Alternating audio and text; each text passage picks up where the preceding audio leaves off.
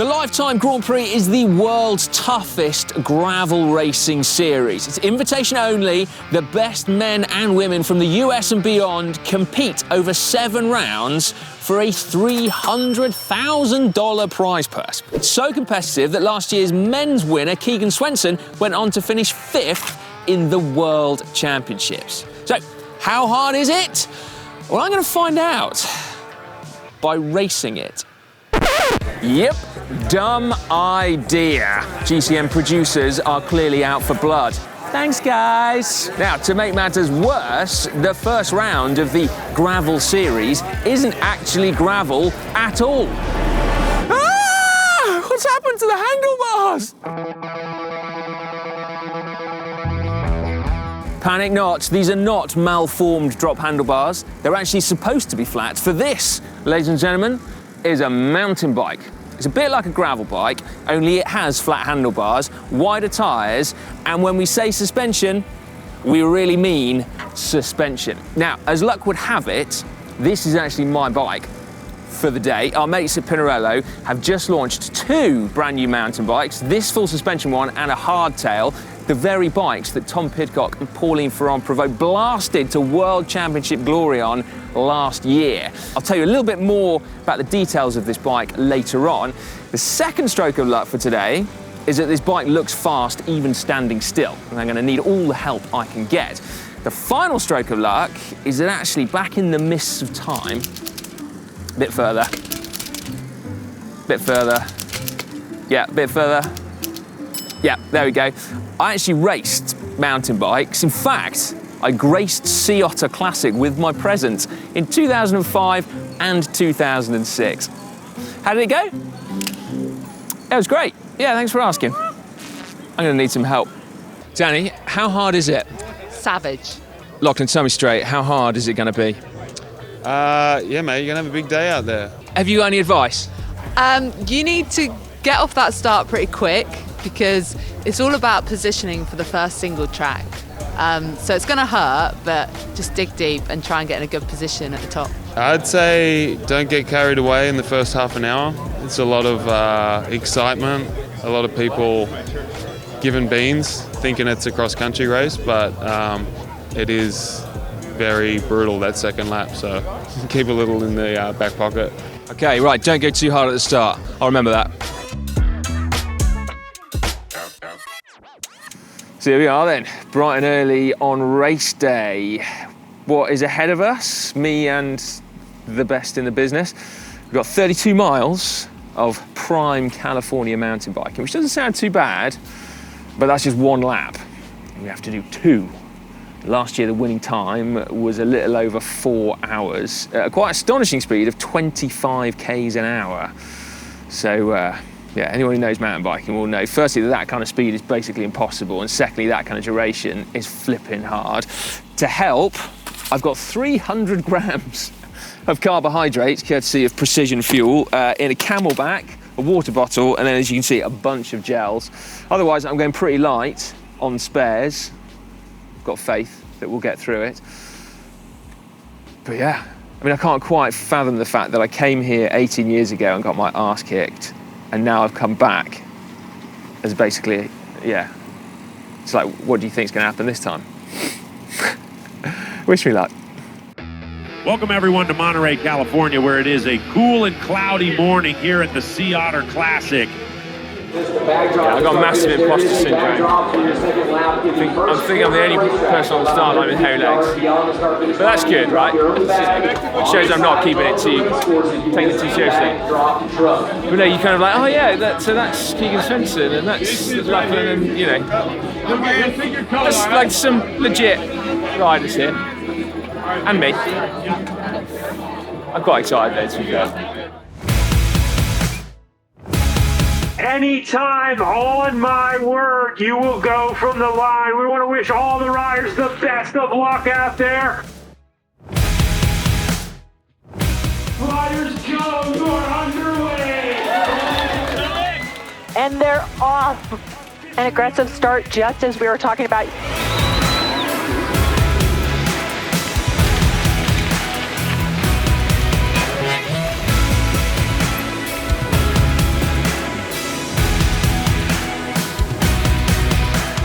First update, like 15k in. He's absolutely full gas.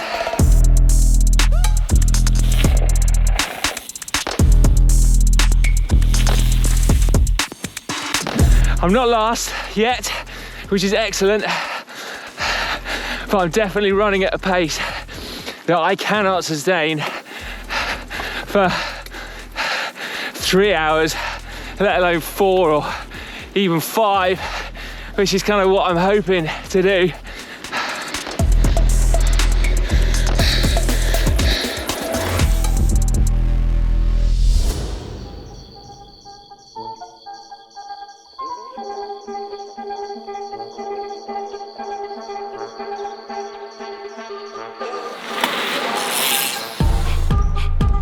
At the start, I had to go absolutely full gas on that road just to not get dropped.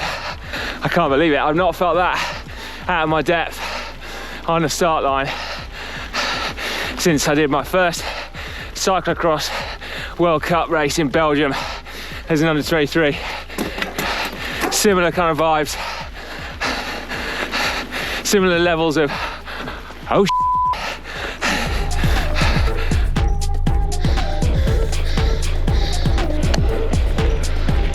the early morning fog and cloud, I don't know what you can see, it's starting to burn through, which is what apparently it does every day here, which is going to make it beautiful, but it's going to ratchet up the temperature. And it's not roasting like 20 degrees centigrade. No idea what that is in Fahrenheit. Oh Jesus, look at that climb.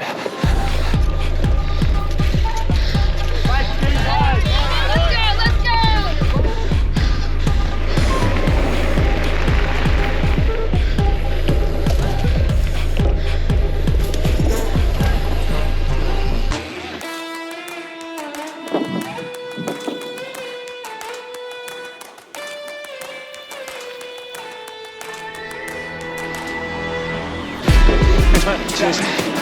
I've overtaken some people, yes.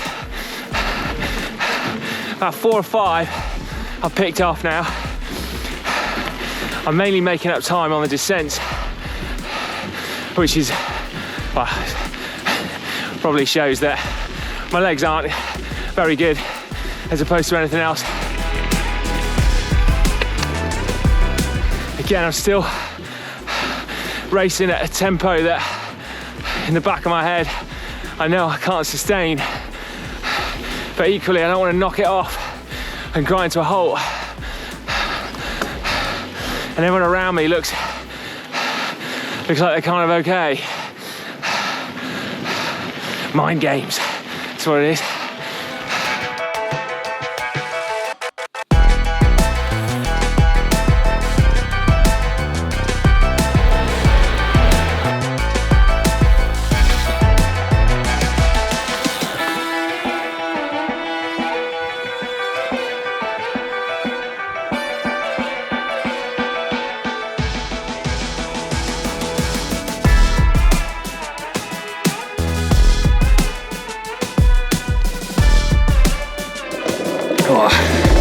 My legs are pretty empty now.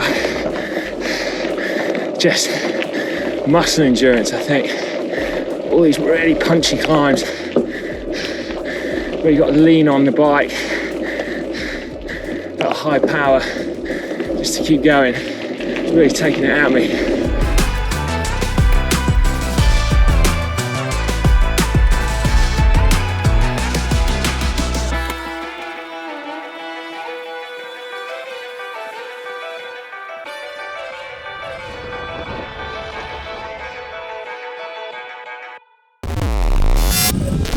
Whilst I'm busy racing, through the power of editing, I thought I would tell you a bit more about my bike, because it's an absolute weapon. It's only just been released, and also because I thought you'd be really interested, particularly because it's been designed for and with world and Olympic champ, multidisciplinary ace, Tom Pidcock. You can probably tell actually from the paint job, which I definitely haven't earned, but am enjoying. Now, Pinarello have actually just launched 2 new mountain bikes. So a hardtail, favoured by Pauline Ferrand-Prévot. That's a bike that's got no suspension at the back. And then this one, the full suspension bike called the Dogma XC.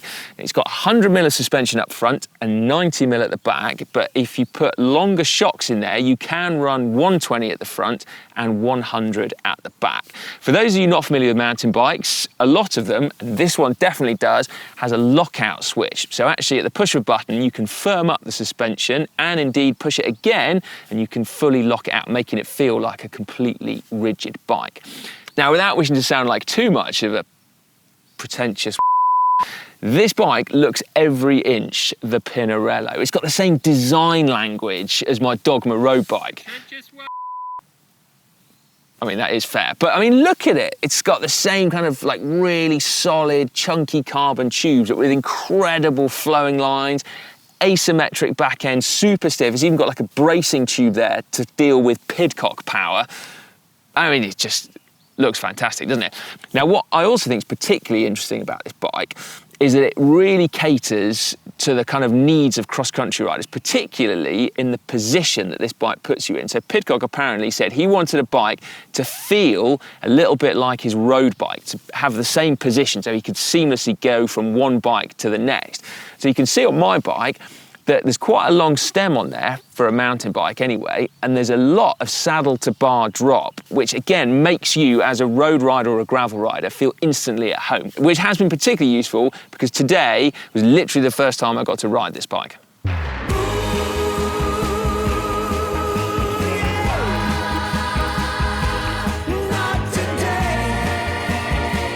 Sea Otter, meet the new boss, the same as the old boss. This is Keegan Swenson. Not today. Not today. Not too long to go now, but it's basically all uphill. I've sort of not got any worse, if you like, so now I can just roll over. I've got a teeny tiny little gear on this, which is amazing. Got prepared to go very slowly, because that is the trade-off with little gears.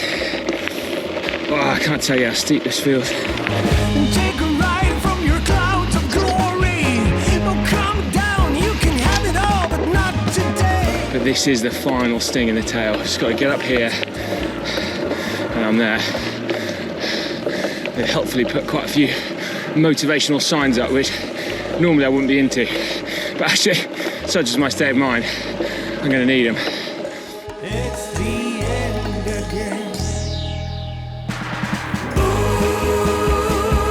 My desired finish time of under 5 hours is absolutely hanging in the balance. I got 10 minutes to get back. You set this goal, now it's time to see it through, the sign says. I suppose it is my fault. Go on and rip the sky out, but not today. Not today. Take a ride on your whitest of horses. Shake the earth. You can do it all, but not today. Not today. Had a pretty big gap, and I kind of decided to run with it. And you know, Alexis Sparta, somebody that I have a lot of respect for, and Oh my God. How hard is the Lifetime GP? Frickin' hard. I could have told you that actually. I only needed to do the first 100 meters. I knew then. I thought I'd be all right on the road. How hard can it be? It was flipping hard. I had to go full gas not to get dropped.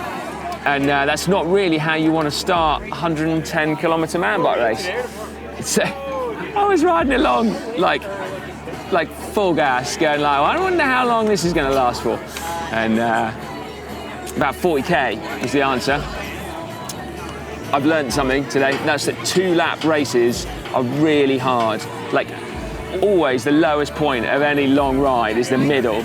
And that's the exact point at which you come back through the start finish where your car is. But I did manage to drag myself out for a second lap, and I mean, it's a bloody cool race, amazing riding, and the bike was mint. So I think it was fun. I think it was so hard. So what was my final time and finish position then? 5 hours and 35 seconds, which on the one hand is slightly annoying, but on the other, it doesn't really matter. As for my finish position, well, I wasn't last, would you believe? I finished 64th, although presumably those that were behind me stopped for a picnic. I definitely shouldn't have forgotten Lachlan's advice, though. My second lap was half an hour slower than my first. I'll learn one day. Perhaps you can suggest what I try next in the comments section. And please give the video a like if you've enjoyed it. Huge thanks to Pinarello for the loan of the bike, and make sure that you head over to the GCN Tech channel if you want to see some videos on all the cool new bikes and products from here at Sea Otter.